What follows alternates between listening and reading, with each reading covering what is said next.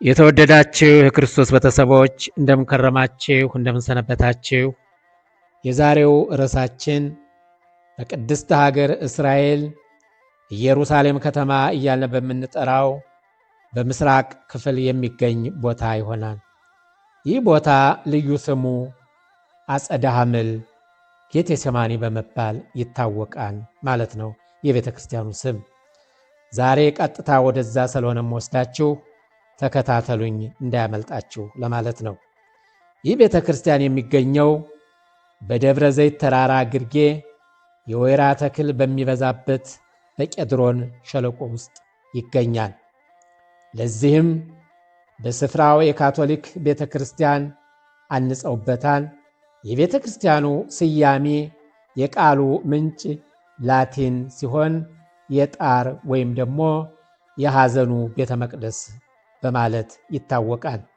ሌላው ቤተ ክርስቲያኑ ከተለያዩ ዓለማት የተውጣጡ 16 ሀገሮች በጋራ ያሳነጹት በመሆኑ የመላው ሕዝቦች ቤተ ክርስቲያን በመባል ይጠሩታል። የቤተ ክርስቲያኑ ውስጣዊ ይዘት በሐምራዊ እና ቡናማ ቀለም ባላቸው መስታወት ደብዛዛ ብርሃን ወደ ውስጥ እንዲገባ ተደርጎ በልዩ የመስታወት ሥራ የታነጸ ቤተ ክርስቲያን ነው።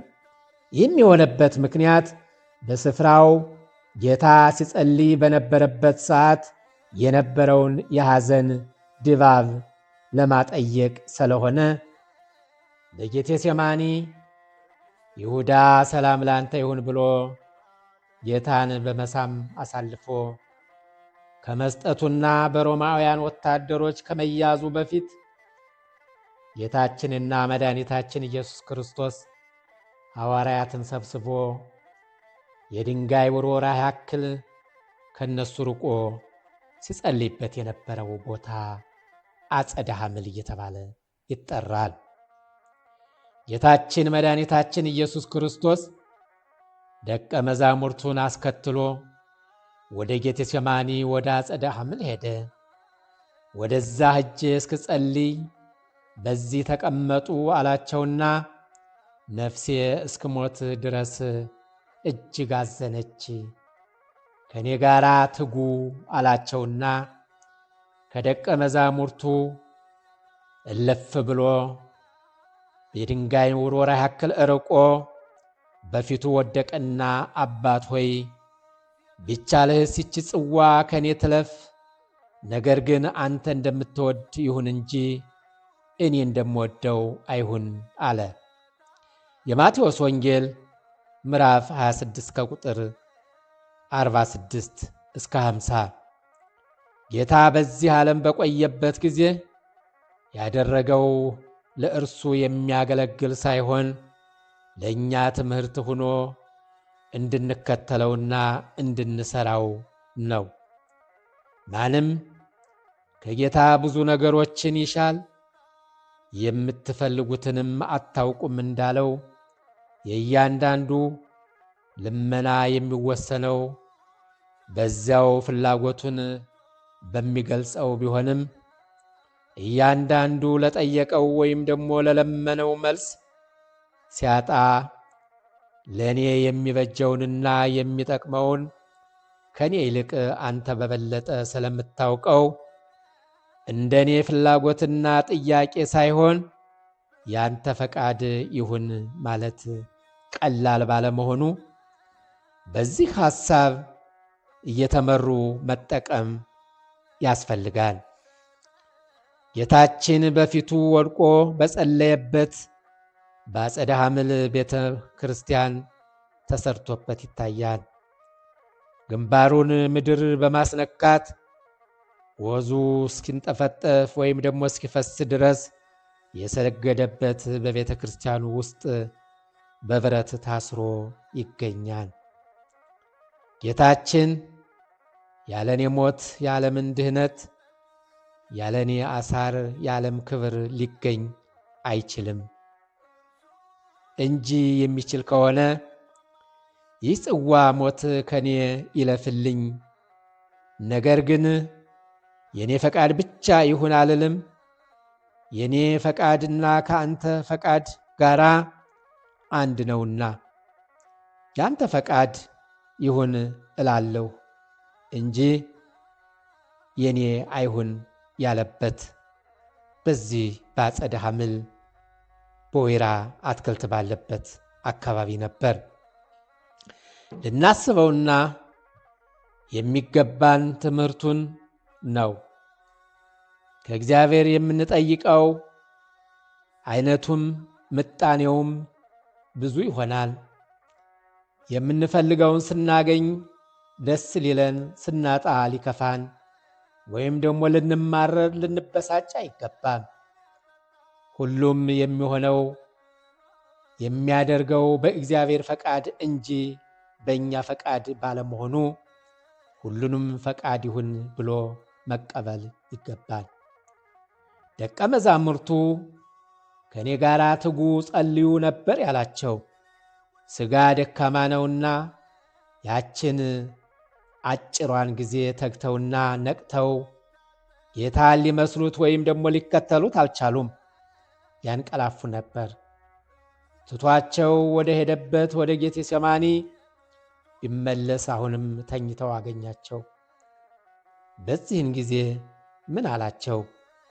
ከእኔ ጋር ለመኖር እንደ እኔ 1 ሰዓት መትጋት ተሳናችሁ ካላቸው በኋላ ወደ ኃጢአትና ወደ ክህደት እንዳትገቡ ተግታችሁ ለምኑ፣ ጸልዩ ብሏቸው ሊጸልይ እንደገና ተመልሶ ሄደ። ለሐዋርያት የተነገረው ይህ ቃል ሁላችንን የሚመለከት ለሁላችን የተነገረ ቃል ነው። ጌታችንን ለመምሰልም ሆነ ለመከተል ወይም ደግሞ ከእርሱ ጋር ለመኖር ከፈለግን ዘወትር በጸሎት ልናስበውና ልናስተምረው እንደሚገባ ቃሉ ያስረዳናል። በጸሎት ካላሰብነው ካልነገርነው ከረሳነው ይረሳናል። ግን ያለ እርሱ መኖር ስለማንችል ሕይወታችን ሁሉ እርሱ ስለሆነ በጸሎት አዘውትረን እናናግረው። እየተመላለሰ 3 ጊዜ ከጸለየ በኋላ ወደ ደቀ መዛሙርቱ ተመልሶ ከእንግዲህ ወዲህስ እረፉ አላቸው።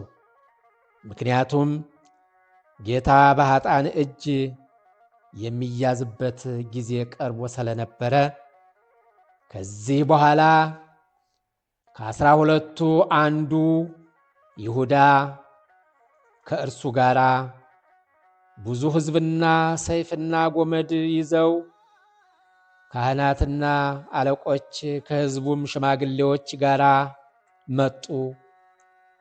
አሳልፎ የሚሰጠው ይሁዳ ምልክት ይሰጣቸው ጌታን እንዲይዙት ነግሯቸው ነበር። ወደ ኢየሱስ ቀረብ አለና መምህር ሆይ ሰላም ላንተ ይሁን ብሎ ሳመው። የሳመውም ምልክት መስጠቱ ነው። ኢየሱስም ወዳጄ ሆይ ለምን ነገር መጣህ አለው። በዛን ጊዜ እጃቸውን በኢየሱስ ላይ ጭነው ያዙት። የማቴዎስ ወንጌል ምዕራፍ 26 ከቁጥር 47 እስከ 50። አጸደ ሐምል ጌታ የጸለየበት ለይሁዳ አሳልፎ የሰጠበትና በኃጥአን እጅ የተያዘበት ስፍራ ነው። በመግቢያው ውስጥ ጥንታዊነት ያላቸው የወይራ ዛፎች ዕድሜ ጠገብ የሆኑ ይታያሉ። ጌታ የጸለየውም ከወይራዎቹ በአንዱ ላይ ነው ይባላል። ጌታ በተያዘ ጊዜ ቅዱስ ጴጥሮስ ሰይፉን መዞ የሊቀ ካህናቱን ጆሮ ቆረጠው። ጌታ ሁሉን ማድረግ ሲቻለው በትዕግሥት የተቀበለው ለዓለም ቤዛ ለመሆን ነው።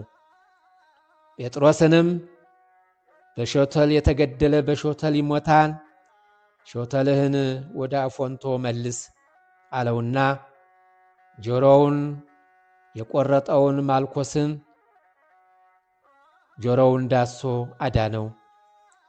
ጌታችን መድኃኒታችን ኢየሱስ ክርስቶስ በኃጥአን እጅ አሳልፎ እንዲሰጥና ደቀ መዛሙርቱም በእርሱ እንደሚሰናከሉ በነገራቸው ጊዜ ቅዱስ ጴጥሮስ ከቶ እኔ አልሰናከልም ብሏል። ጌታ ኢየሱስ ግን በዚች ሌሊት ዶሮ ሳይጮህ 3 ጊዜ ትክደኛለህ ብሎት ነበረ። ጴጥሮስ ቃሉን በሥራ ሊገልጽ ይሆን? በይሁዳ አሳልፎ የተሰጠ ጌታ ኢየሱስ ጸሐፎችንና ሽማግሌዎች ወደ ተሰበሰቡበት ወደ ሊቀ ካህናቱ ቀያፋ በወሰዱት ጊዜ ጴጥሮስ በሩቅ አየ፣ ተከተለ። የነገሩን ፍጻሜ ያይ ዘንድ ከሌሎች ጋር ተቀመጠ። አንዲት ገረድ ቀረብ ብላ አንተማ ከገሊላ ከኢየሱስ ጋር አልነበርክም እንዴ ባለችው ጊዜ የምትይውን አላውቅም ብሎ ካደ። ሌላይቱም እንደገና እንደዚሁ ብትለው አላውቅም ከማለቱም በላይ ሊረግምና ሊምል ጀመረ። ይህ በእንዲህ እንዳለ ዶሮ ሲጮህ በዚህን ጊዜ ቅዱስ ጴጥሮስ ምን ተሰምቶት ይሆን? ትዝ ቢለው ዶሮ ሳይጮህ 3 ጊዜ ትክደኛለህ የሚለውን የጌታን የኢየሱስን የማይታበል ቃል ባስታወሰ ጊዜ ወደ ውጭ ወጥቶ መራር ልቅሶ አለቀሰ። ሰው ራሱን በመውደዱ ያመነውንና የወደደውን ይክዳን። ቅዱስ ጴጥሮስ የጌታ ደቀ መዝሙር ነበረ። የጌታን የኢየሱስን ማንነት ከማንም በበለጠ ያውቃል። ግን ለምን ካደው? ሰው ነውና ራሱን ያዳነ እየመሰለው ያመነውን ይክዳን። ስለዚህም ሰውን ውደደው እንጂ አትመነው ተብሏል። ጌታችን በደብረ ዘይት ሳለ በዝሙት የተያዘች ሴት አቅርበውለት ነበረ። ወደ አጸደ ሐምል ወደ አትክልት ቦታ ሲገባ ይች ሴት ባየችው ጊዜ ቢጠይቋት ማየቷን እንዳትናገር ጌታ አስጠንቅቋት ተሰወረ። የጌታ አሳዳጆች ጠፍቷቸው እየተቅበዘበዙ ሲፈልጉት በዚያን አካባቢ አግኝተው ጠየቋት። ምን ብትል ይሆን? ያለኝ አትናገሪ እንጂ አታመልክች አላለኝም ብላ በዓይን ጥቅሻ በከንፈር ንክሻ አጋጯን አዙራ አመለከተቻቸው። ይህን በማድረጓ ልታሳይ እንዳንጋደደች የድንጋይ ምድር ሆና ቀረች ይላል ቃሉ። ከረድኤቱ ከበረከቱ ለሁላችንም ይድረሰን። የተወደዳችሁ የክርስቶስ ቤተሰቦች በቅድስት ሀገር እስራኤል በኢየሩሳሌም ከተማ ዙሪያ በምስራቅ በኩል የሚገኘው አጸደ ሐምል እየተባለ የሚጠራው ታሪኩ ከብዙ በጥቂቱ ይህን ይመስላል። ወደሚቀጥለው ርዕስ እስከምወስዳችሁ ድረስ ሰላም ሁኑልኝ።